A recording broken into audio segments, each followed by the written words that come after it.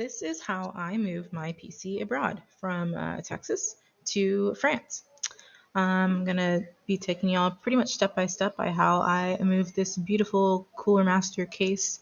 It's three-sided panels or glass over to France, and how it made it safely, thank God, through the journey. And I'll tell y'all. So first, I took out the panels and wrapped the GPU in anti-static foam. I was thinking about taking the GPU out, but I decided it's probably best to just stay where it is. I kept the box for the GPU just in case I need to put it back in, but I just decided, I'll just keep it in there. So I stuffed it really good, and yeah. So I also got a new power supply unit before I moved, and so that's where you see at the bottom here, whatever is in this, plastic wrap. That those are the power cables and all the cables that go with um, the PSU. So it's just another securing factor there. Just in case there were jostling, around in the plane, I kind of put it under there so it would keep the GPU closed. So some things that I bought for this journey is anti-static foam, anti-static bags, and I got a case from Amazon that I'll show later.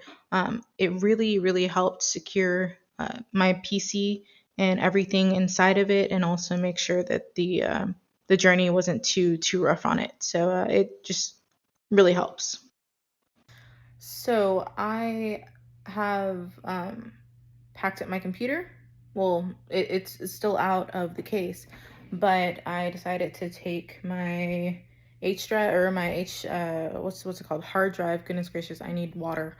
Um, Hard drive and SSD out, and put it in my carry-on. Just I've read some things where it's safer to put it in a carry-on and not checked luggage, just for safety reasons. And that's literally the entire computer, the hard drive and the SSD. So I'd rather protect those more than other stuff. But I have managed to pack my entire computer and my in one monitor into this case that I bought from Amazon. It's a shock-proof case, and it looks pretty sturdy, and it looks like it's gonna get the job done. So I suppose we'll see whenever I arrive in France. Now, here's the fun part.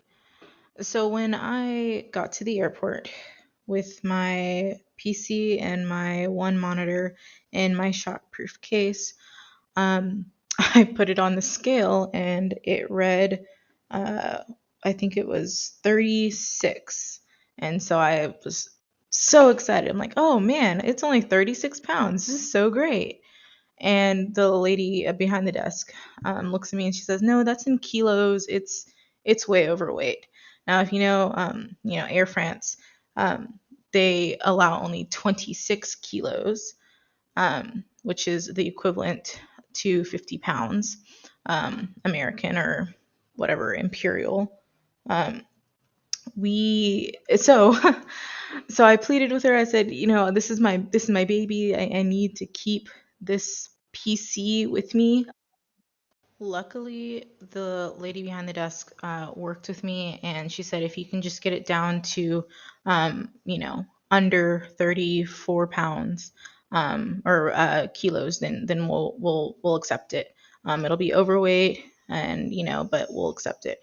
And so what I did was take my monitor out, and wrapped it in some scarves, and just left my PC in there, and it was 34 kilos.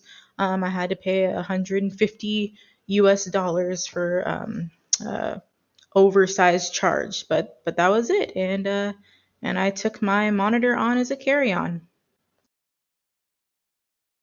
So it looks like Duncan made the journey in one piece all the way to France. Packed them up in this big boy from Amazon, so I'm gonna leave a good review for that because he made it here in one piece. I didn't remove anything from him. I just kind of wrapped the graphics card in some anti-static foam and unplugged the power, or the PSU. So that's really it. He made it here in one piece, and all I have to do is just hook him up and he's ready to go. So if you're shipping your computer to a foreign country and you want to know how to do it safe and effectively, do what I did. Especially since mine is a 3 tempered glass sides. Get this case from Amazon, fill it up with all the goodies, everything. That's, I just kind of, pushed everything around. Wow, that's a lot of dust. Okay, well, Duncan's gonna need some cleaning. But yeah, highly recommend this case.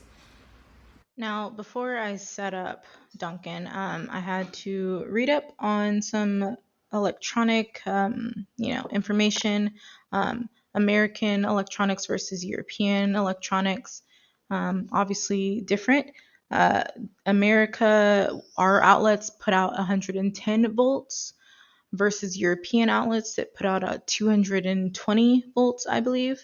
And so I found that out the hard way by trying to plug in a power surge protector and extension cord into a wall outlet with the conversion, one of those uh, universal converters for outlets.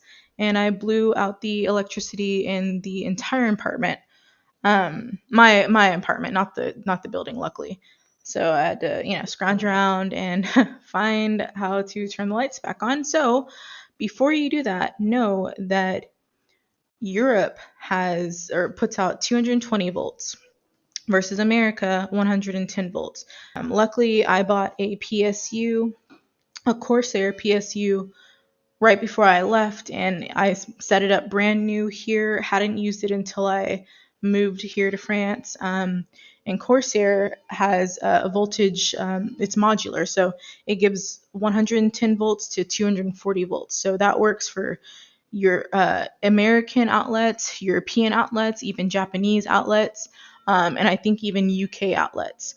The only thing that you have to do is buy the right power cord.